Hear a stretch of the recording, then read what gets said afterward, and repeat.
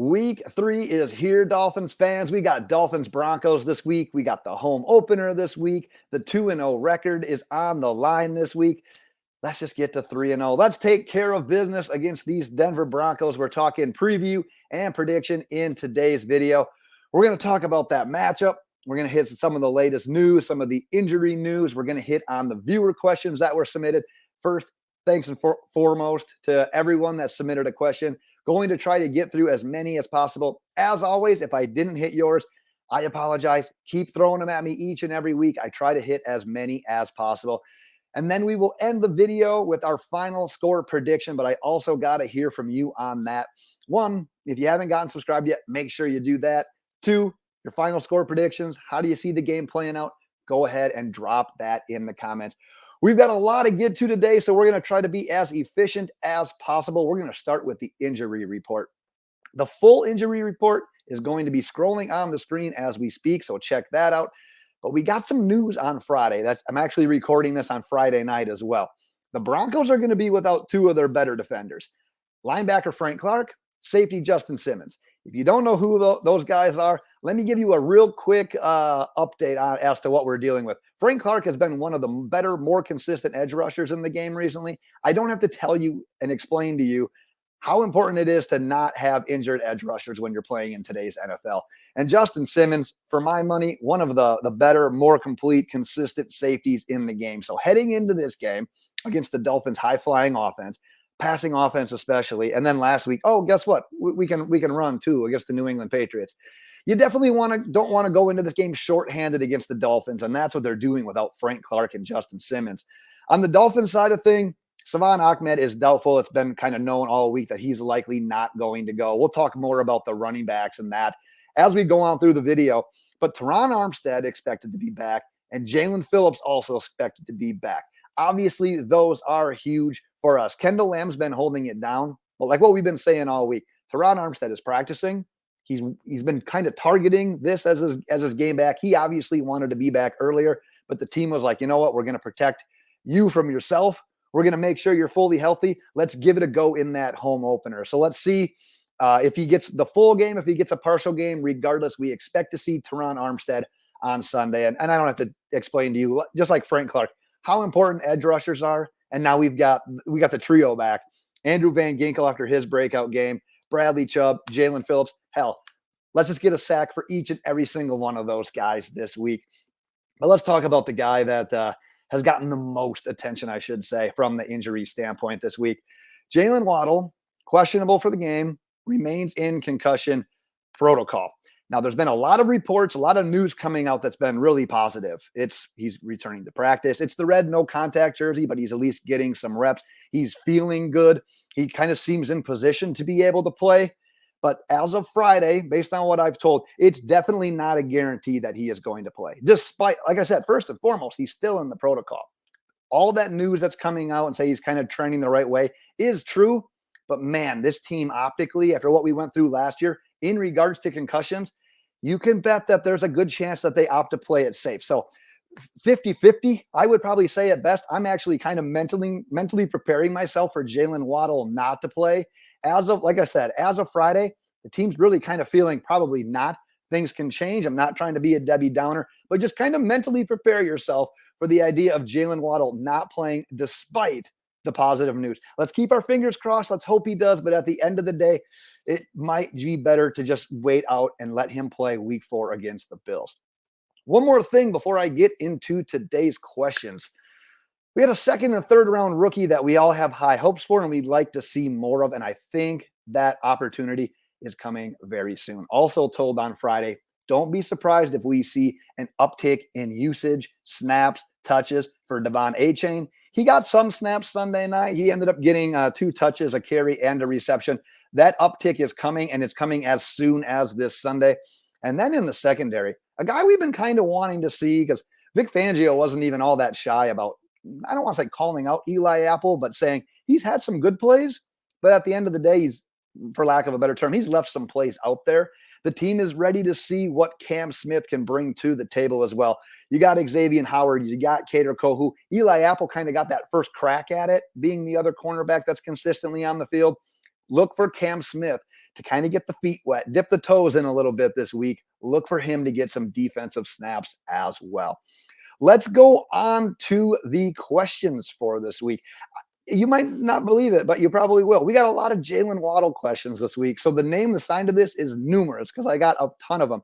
But what I tried to do is just combine all the questions kind of into like one 2-part question. So what I came up with was, if Jaylen Waddle indeed doesn't play, which pass catcher steps up and kind of takes advantage of those snaps, or who else is in the line to potentially get an opportunity? Well, if you look at who's behind him for the more snaps, it's kind of the obvious guys. It's Braxton Berrios, it's River Craycraft, it's Eric Azukama.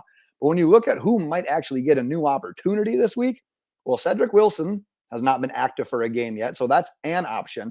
But if the Dolphins, maybe if they don't want to go that route right now, there is the option of elevating Robbie Chosen from the practice squad. Now, you might ask yourself, well, why would you keep Cedric Wilson inactive and then elevate Robbie Chosen? Here's one potential idea.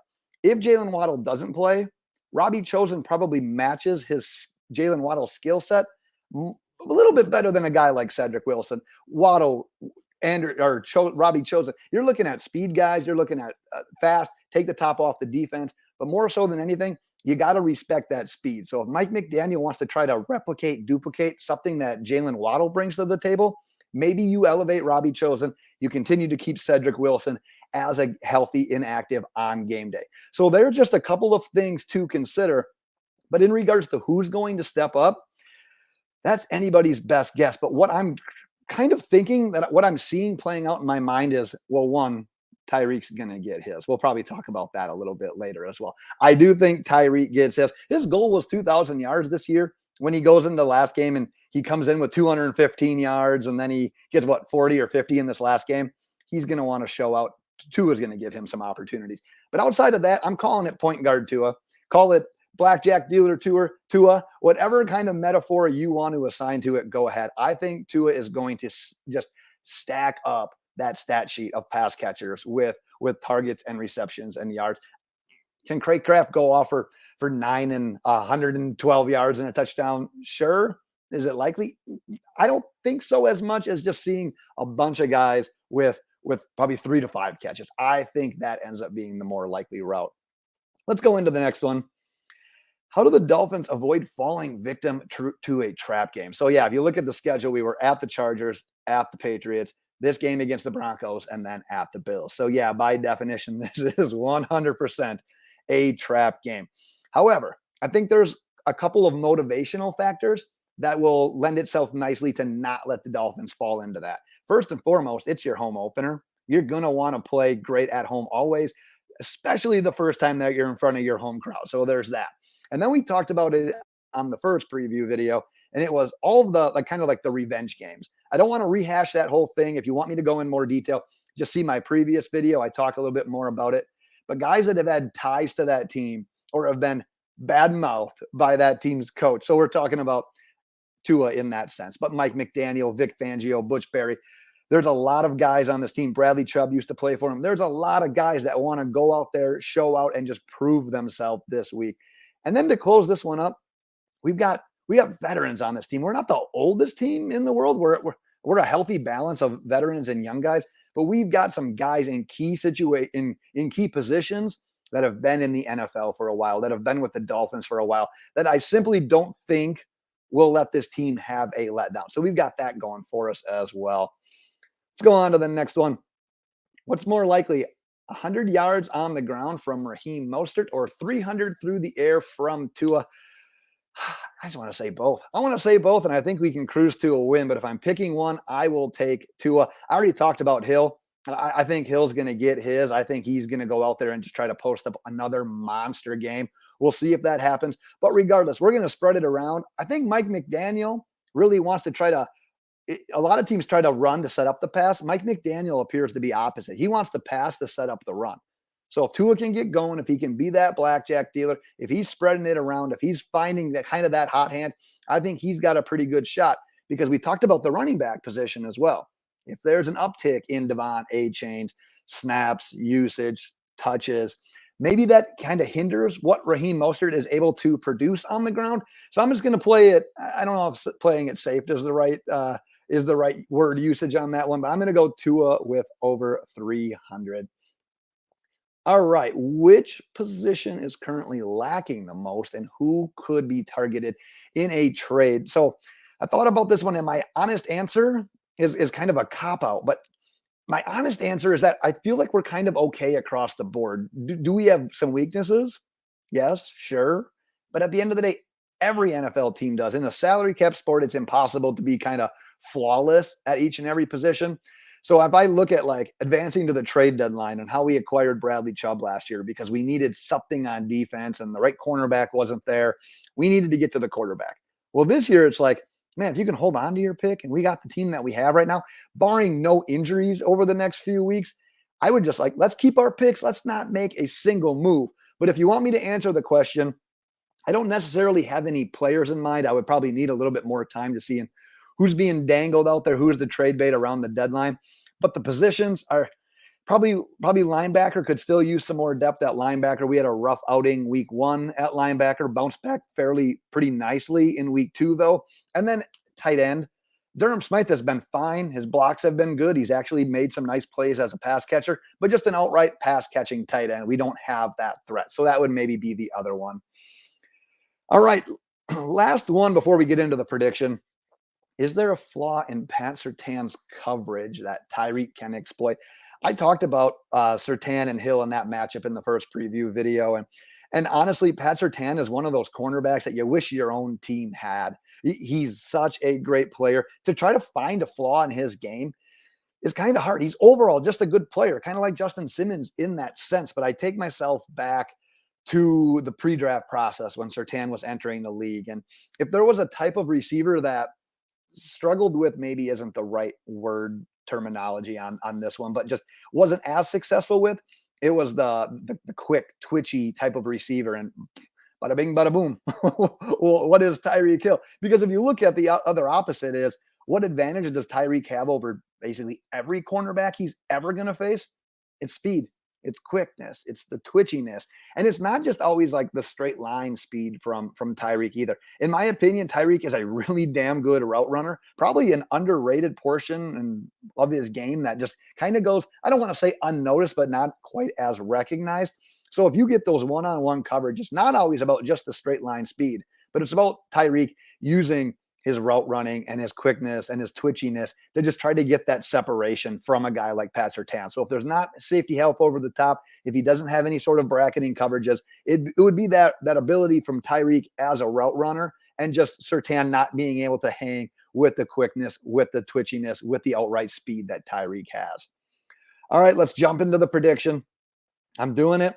I'm saying no letdown. I'm saying it's not a trap game. I am going to 3-0 heading into Buffalo. Dolphins 31, Broncos 14. We've kind of talked about it throughout the week here. Get pressure on Russell Wilson. If he's got time to sit back in the pocket and pick you apart, he's been pretty good this year at doing that. Get pressure on him, make him make early decisions. That's how you first force turnovers, force bad decisions, force punts. That's what you got to do to Russell Wilson. And then just kind of remaining balanced on offense. I talked about the passing game being the bread and butter and that really kind of being Miami's staple on offense.